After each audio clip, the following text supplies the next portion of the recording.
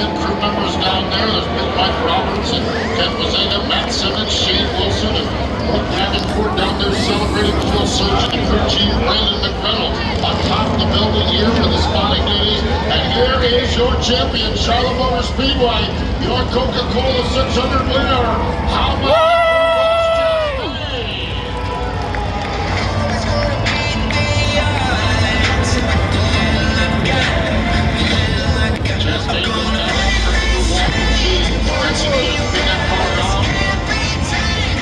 and here he comes. Let's make some noise for your Coca-Cola 600 winner, Ross Chastain.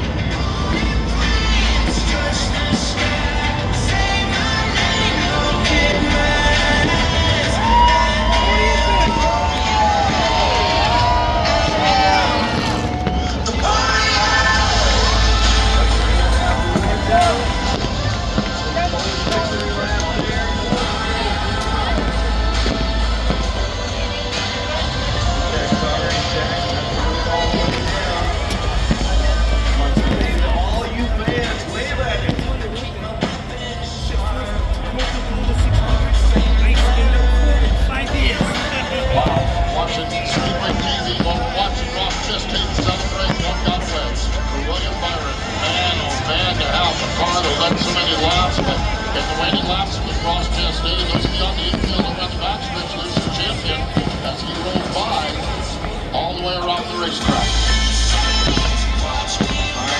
Stage after stage, today and yesterday, it's finishing fast as now, crazy couple of times.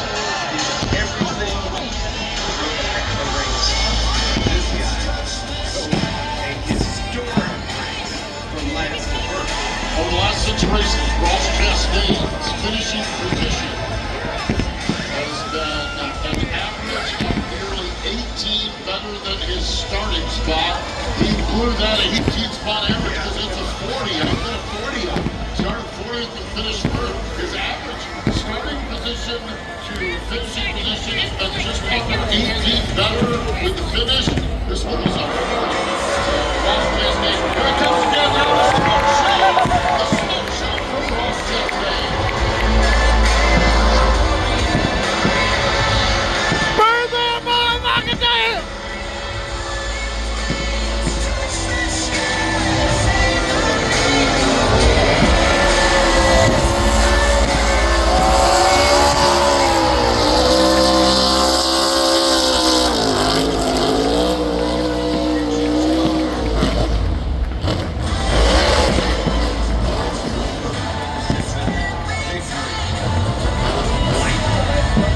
Someone go grab the bell out of the train.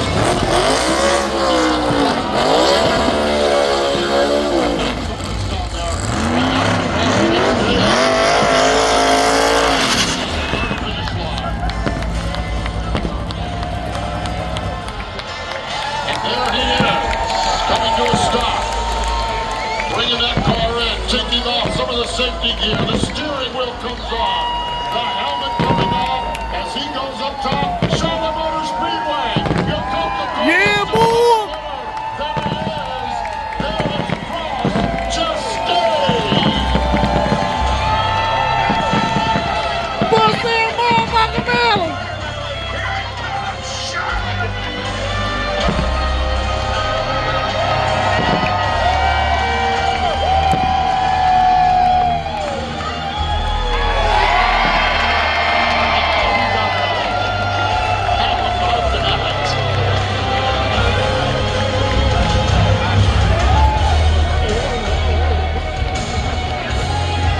Ross Chastain going to get the safety gear off, and it looks like Marty Snyder Get it done. down on pit road. I gotta tell you, Ross, when you started 40th today, did you think that this was even possible?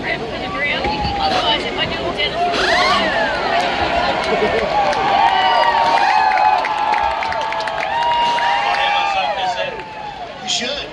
Did I? Yes. When I left the shop last night, I went over, sat in this car for the first time. It was about 10 o'clock when I left. They worked till 2:30. They were back at 5:30 this morning. Most of them drive 30, 45 minutes home. little shower, I think. I don't even know if they slept back there at 5:30 to get this thing ready. And that's the dedication it takes from Trackhouse. There was people there that had their Saturdays off yesterday, and they came in, and for this jockey Chevy and the McRae family to carry them.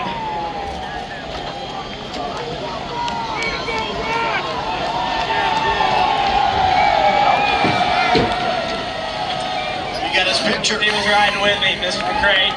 His family's here with Allie and mom and sister and brother. That's what this weekend's all about, is to think about and remember the ones that sacrificed so much for us.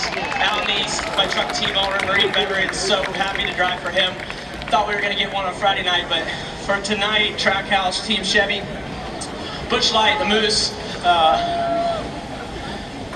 Acceptance Insurance, Wendy's. I gotta look, it's been so long, I feel like. The McRae family told me to be a sponge. That was something that their dad told them a lot, and I gotta tell you, I didn't feel much like a sponge tonight. I was rattling around out there, but to drive on that final run in the World 600 and pass two cars that had been way better all night. Phil Surgeon wanted me to pit 2 laps earlier. I went 2 laps longer just out of a little bit of confusion, and man, that paid off at the end. These Goodyear Eagles held on longer because they were a little bit fresher, and holy cow, we just won the World 600! Walk me through the highs and lows of the weekend, Ross, because you were in the turn 3 and 4 wall in the middle of practice, and then somehow you wind up in victory lane. How did you, first of all, get through that moment Saturday and then pull off the final pass? Look how many people still here. Well, how did I do that? My team built me another car. For about an hour and a half, we thought we were going to fix the primary. That would have been fine. And then NASCAR said, no, there's something bad too much, so go build another one, and we did. That's how we did that. Really? How we drove through the field tonight was just stayed in it. I didn't get too happy when I was passing cars. I didn't get too sad when we caught that first green flag cycle on the wrong side of it. So with the goal of eating one of these Enzyme Florida watermelons, this thing's fresh from Florida. It just came up from our family farm last week I guess we came up, and man, for the Florida watermelon industry, that's your watermelons you're getting right now, so you all better go buy a dang watermelon to celebrate. I want to see videos of smashed watermelons. I'll flood the socials. I want to see it. Florida watermelons are in season, and, but I passed them because my team went and built me a car, and they were up there all night partying. What a statement win for Trackhouse Racing and Ross Chastain. His first ever crown jewel victory. He gets it in the Coca-Cola 600, Trevor. William, almost a perfect weekend here. You won the Xfinity race yesterday, led 283 laps, won 3 stages. Right at the end, though, with 8 laps to go, what was going through your mind as you tried to form an attack and go up to that one car there? Well, it's just defending, but it was just, yeah, I mean, he was catching me, and I was trying to just defend, and I was getting a little bit tight, so, and then just the scenario there with kind of the cars wear around, and it was tough, so, yeah, he was heading into the bottom and clear me off of 2, so, disappointing, just to lead that many laps, and such a great effort by our whole team, and, yeah, I guess just could have anticipated that last round a little better. I ran in third gear for a long time, and heating my tires up. Then we lost a chunk of time in the 45, about crashed in front of us, and just, yeah, so, yeah, we'll just keep going and keep trying to put races together like that. We saw you the last couple laps against the wall, trying to do everything you could there. You know, watching this weekend for you, this is a home race. What did it mean for you to lead so many laps here at the 600, and again to win your first race here at Charlotte this weekend? First Xfinity race, sorry. Yeah, it'll be good in the long term, I guess, but really wanted this one, so yeah, just a bummer, right? But try to learn from it, and yeah, it was tough there at the end. I mean, he was catching me, and I was trying to just defend, and it's not quite enough. Thanks, William. So, William Byron, the dominant car, coming home second. Ross Chastain spent a little time up in the stands, went up and saw some race fans in the stands, and now going to climb back aboard that Chevrolet and take it over to Victory Lane here at Charlotte Motor Speedway. What a run for A.J. Allmendinger. Let's hear from A.J. AJ Allmendinger smiles out of this race car, coming home fourth here at Charlotte Motor Speedway. A long night, AJ. How much did you really have to fight for it? Because you almost made it look easy, son. Yeah, it was honestly the leaf filter gutter protection Chevy was good all night to run inside the top 5, top 6, all the stages, and kind of run there the whole time. Really good. Need a little bit more to get to the next level, but super proud of everybody at college racing. We had a kind of tough 3 weeks there, and to come back, show up with a lot of speed. And, you know, I Sergeant Earl G, that's on the side of the race car. I told her family I was going to do everything I could to try to get them in victory lane with us. It was close, but it meant a lot to be able to meet her family, and just he's so pleasant, and we know what this day's truly about. So proud that I can give her a great ride. Great night, AJ Allmendinger, to honor and remember Top 5, just looking at the race car, damage on the right side. I think the diffuser came down at one point, the roof flap came up. How do you describe this night ending in the top 5? Well, the end of stage 2, we were holding on, and restarted, I don't know, 28, the start stage 3, and drove up 5th gear. I feel like we probably had a car capable of winning the race, just needed to get a little more out there.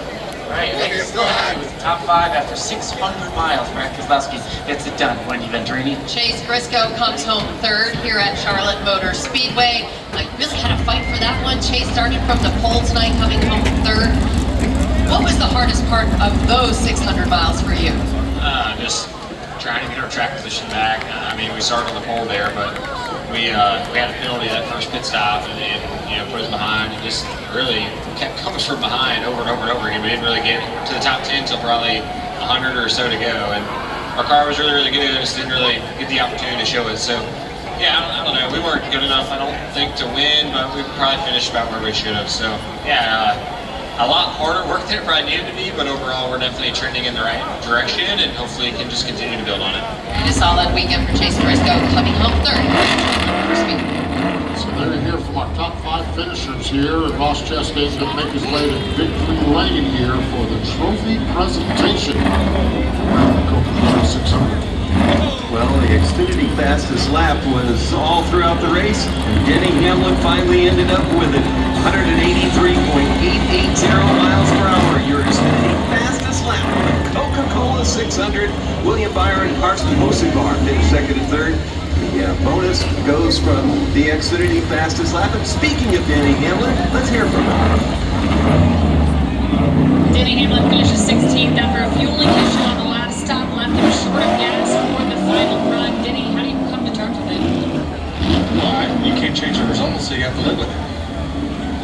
Do you have a conversation with the team? What does the next week look like for you? I mean, they're the pros. I mean, I'm not a good guy, but you know, I tried to do everything I could for the national debt to our team. We had a great car, fun battling up front. I mean, it was a heck of a battle there, and would have liked to see it through, but unfortunately just didn't get enough gas in it.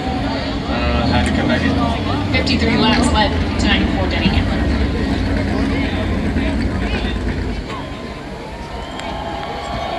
So Ross Chastain has made it down into Coca-Cola 600 Charlotte Motor Speedway victory lane. Going to get out. Brett Phelan, I believe, is down there with BRN, so we'll hear from Ross again as he gets ready to climb out of that race car and gets ready to celebrate with that crew that did such a good job, not only fitting the car and servicing the car, but building the car over the past 24, 30 hours here in the Charlotte area. Ross Chastain gets everything undone there on the car. They wait patiently for him to come out, and here he is, getting ready to climb out of that race car as Ross Chastain has done it here at Charlotte Motor Speedway, and now he climbs out in front of the crew as he's the winner here at Charlotte.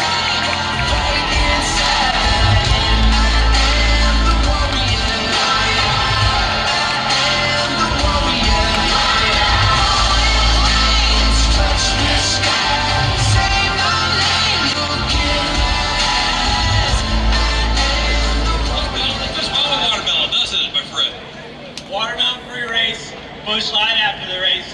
Brett, that is amazing. We just won the World 600! into words, is this kind of a pinch me moment when you think about what happened on Saturday? The team rebuilds the car, you start in 40th, and you end up in first. They built a whole new car, Brett. They were there when I left the broadcast yesterday. I drove straight to the shop and sat in this car. It was just a chassis and a body. There was no wrap. 3/4 of the suspension was on it. They were in the Hawkeye. They were trying to just piece it together because the other one was destroyed. So it took us the entire race. I mean, 590-something miles, I think, to get to the lead. And holy cow, we just won the World 600 for our jockey Chevy, for Busch Light, Acceptance Insurance, Wendy's. It's the Moose. It's so cool to do it on Memorial Day. This race is so big, the World 600. Have the McRae family, Allie, her sister, mom, brother, all here to think about what this weekend means. I drive for a veteran owner in out east in the Truck Series. He tells me stories, some, he doesn't tell me all. When I'm in Texas, we're sitting around the campfire in Calholla. He just talks about how proud he is of his country and that he served. I know how proud so many of our servicemen and women are, and the ones that didn't get to come home that paid the ultimate sacrifice. We race for them this weekend, and it's because of them that we get to race, and we get to race for the World 600, and we just won it! And this is one of the crown jewels of the sport that you now get to put your name on. How special is that? Todd Bodine is doing the champagne toast up there tonight. I don't think I'll sleep tonight, to be honest. I've got a 10 a.m. flight out of Charlotte in the morning, going to, I think, Milwaukee for the Moose. It's going to be really hard to make that flight, I'll be honest. So I might need help in the morning. But tonight, the World 600, what that trophy means, I'm going to have to buy a motorhome now. I'm parking in that winner's lot in turn 4. I'll park there. I will park there for the rest of my life. I'll put a tent in there if I have to. So I'm going to put something because what this win means for this team is so special to think about the men and women at Trackhouse, what they went through last night. To bring 4 cars here, we all had our issues. Mine was the biggest yesterday, but today we executed on a long run. We drove it past 2 of the best in sport. And oh my gosh, it hasn't sunk in yet that we won it. Just don't qualify 40th again, okay? We've been complaining about qualifying in the 30s. I told them we fixed that. We're in the 40s. I didn't know you could do that in the modern era of NASCAR, but holy cow. That is, I don't know when the last time that's happened, but we're in some special company. Congratulations. Thank you so much, Brett. Thank you all for having me at the booth yesterday. We enjoyed having you, and we enjoy having you in Victory Lane, the winner of the Coca-Cola 600. You can tell how excited he is and how special it is to him. That's Ross Chastain. Gets the decal on the car. Going to get the Bruce Smith trophy.